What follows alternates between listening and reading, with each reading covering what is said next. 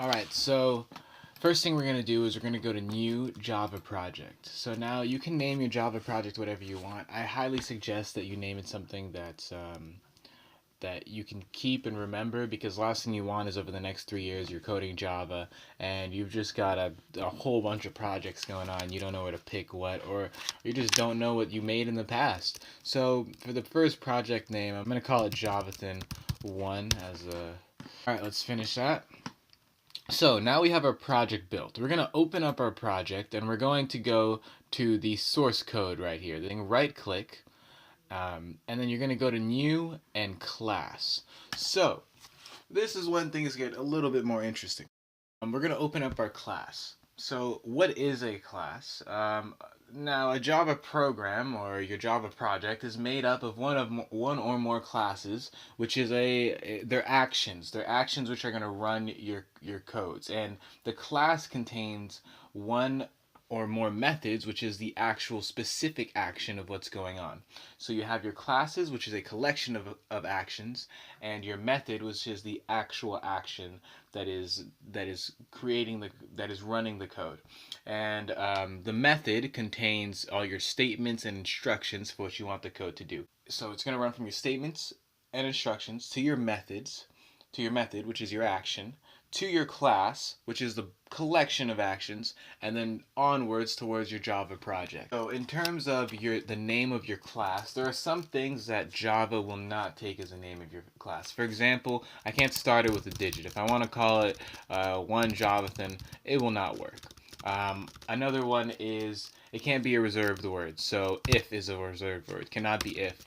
There are a large list of reserved words that Java has. For example, volatile, can't call it volatile, or while, or transient, protected, public. The list goes on. You can look up Java's reserved words, and yeah, there's a whole bunch of them. Cannot begin with a reserved word, cannot begin with a digit, and now there's no limit on length, and it can be made up of letters, digits, the underscore character, which is cool, and then weirdly the dollar sign, which found out interesting ways. So when you're naming your class, it's important to name your class with relationship to what your algorithm is going to be running, or what you're programming. So we're going to call it the first hello. This is called the method right here, the method, which is where your actions are going to go into. And the first method stub is called the public static void main string args. You can click on it and it'll pop up, but for the sake of learning and for the sake of Java, I'm going to unclick it and I'm going to teach you guys about it from there. It's actually good. When I first started, I left it unclicked and I'd type it in every single time, and now I remember it always. Here we have the class, which is our first hello. In between the class, we have these brackets. These brackets, pretty much, it's like an essay. These brackets give us what is going to be inside of our essay, and our essay is called the first hello. Now, when I click enter, it's going to bring me to the next line. Now, what I'm going to put in here is my method. Within the class is the method, and within the method are your instructions, or sequential set of actions, which will compile your code. Compile means which will run your code through the compiler. Within our public class, we are going to put in our first method. To do this, you do public static void main string args, just as we saw earlier. And you're going to have another set of curly brackets right here to signify the new body. So we have a body for the class and we have a body for the method right here. Now when you're typing on Java, it's important to know that it is case sensitive, which means that if I have a lowercase string here, or a lowercase s, sorry for my freaking hands glitching all over the place, the lowercase s is going to give me a syntax error. Now, syntax rules define how we can put together the symbols, the reserved words, and identifiers together to make a valid program. So reserved words are what I showed you earlier, such as if, volatile, all of public, static, void. All of these are reserved words that you see here. Integer, double, floats. Those are all reserved words. Now, there's three types of errors that can come from having errors in your code. There's three different types of errors. The first one is a compile time error, which is a syntax error I was talking about, where the compiler will find the syntax error and other basic problems in your code, and you won't be able to execute the code. So right here, it tells you right here that there is a syntax error. Java communicates with its user to let it know where the syntax error is. The second type of error is a runtime error, and this can happen during program execution. And the last type of error is going to be a logical error, which is also called a semantic error, which comes from, this is where the word bug comes from. When you hear people talk about bugs inside of their code, there are bugs in a whole bunch of codes. For example, on your iPhone, when iPhone asks you if you want to send the bugs back to iPhone, it's pretty much saying, we found something a little bit wrong in the code of your phone, and would you like it to be sent to us so we can go through and see what's wrong with your code so we can improve it on the next update. And bugs can be a mistake in the algorithm. The compiler might not catch them, and the program may run but could produce incorrect results. Fun fact about the bug is that Grace Hooper, who was a computer scientist in the U.S. Navy, found actual bugs. Back in the day, computers were gigantic, so when you would run computers, sometimes they would have errors. And what she found, there was an error in this huge computer, and she went into it, and she found actual bugs inside of the connectors, of the wires, which were stopping the computer from running. That's where the famous term bug comes from. So the first thing we're going to talk about today is going to be our comments. So if I do a double slash, that's going to allow me to comment on the code. And what a comment is something that the code does not compile. So if I have a double backslash here, the code will completely ignore this, and it's pretty much a comment on the code. I can say, this is my first project, for example. Double backslash will run to the end of the line versus this type of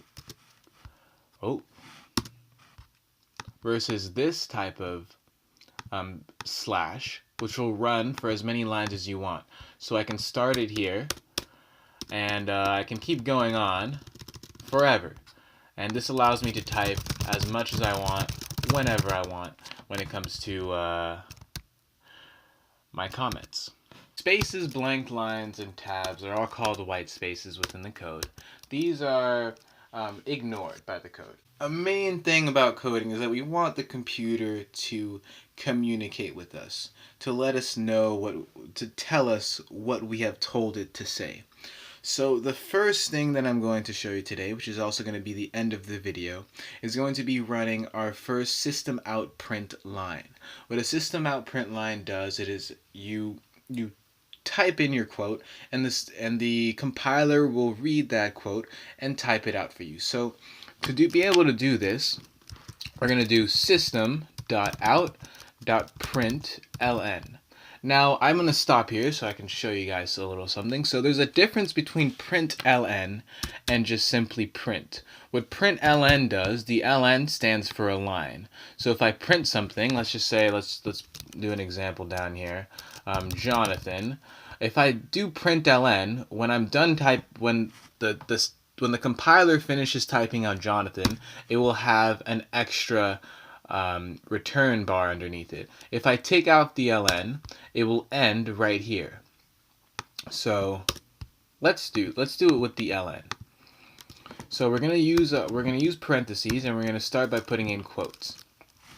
And now we're gonna tell the system what we want it to print out. So let's say hello. Let's say something more interesting. This is my first hello, jerks. All right, and this is very important right here. At the end of your code, you see how it sees a syntax error at the end of the code. It recognizes that there's something missing to complete this code. Now, if I go over here, it'll actually tell me exactly what it is, which is funny.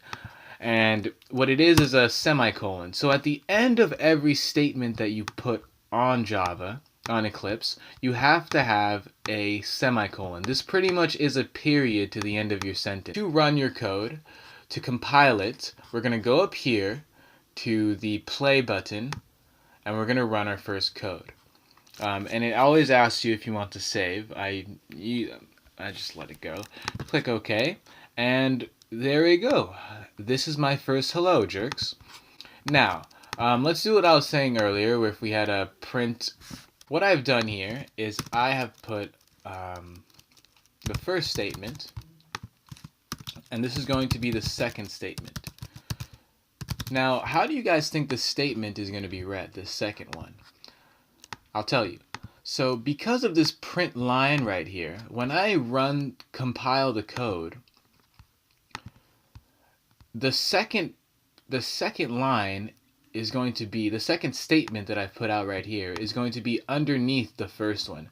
Had I put no ln here and just had a simple print, you'll see that when I run the code, it runs back to back with each other. So it says, this is my first hello, jerks, hi. But if I put the ln here, it gives an indentation when I compile it. Oh, whoops, whoa. See there? See what we have there? This is a syntax error. What happened is I forgot to put the print in front of the ln. So now let's run this again. And there you go. This is my first hello, jerks. Hi.